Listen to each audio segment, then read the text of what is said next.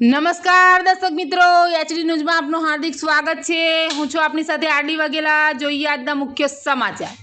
અંકલેશ્વરના નોગામાં સ્થિત શ્રીનાગ તીર્થ રોકડિયા હનુમાનજી મંદિરે હનુમાન જયંતીની ભવ્ય ઉજવણી અને રામજી મંદિરના બીજા પાટોત્સવની શ્રદ્ધાભેર ઉજવણી કરવામાં આવી, જેમાં મોટી સંખ્યામાં ભક્તો ઉમટી પડ્યા હતા।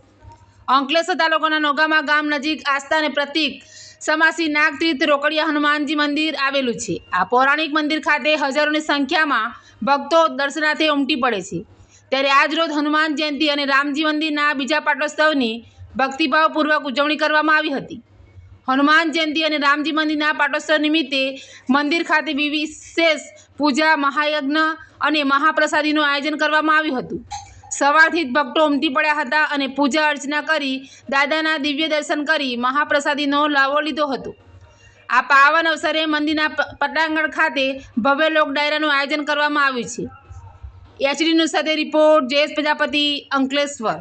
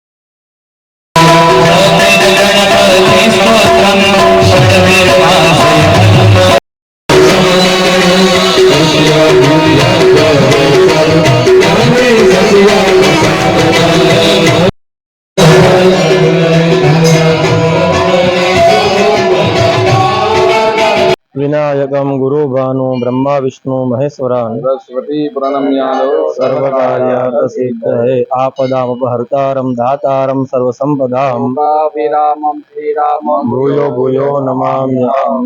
આજે આ નાગતીર્થ રોકડિયા હનુમાનજીના મંદિરે ભવ્ય પાટોત્સવ શ્રી રામચંદ્ર પરિવારની જે પ્રતિષ્ઠા કરી તે દિવસને આજે આપણા પાટોત્સવ ઉજવી રહ્યા છે।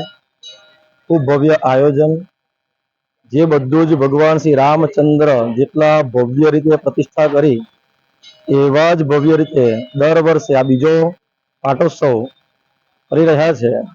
દરેક ભાવિક ભક્તો અહીંયા આગળ ખૂબ મોટી સંખ્યામાં આવી ભગવાનના વંદન કરી પોતાના મનોરથને પૂર્ણ કરે છે।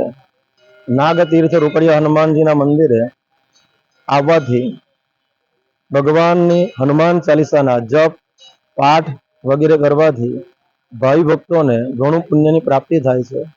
આ એક તીર્થ એવું છે, એના સાનિધ્યમાં પગ મૂકવાથી મસ્તક ટેકાવવાથી અનેક પ્રકારની સિદ્ધિને પ્રાપ્ત થતું હોય છે।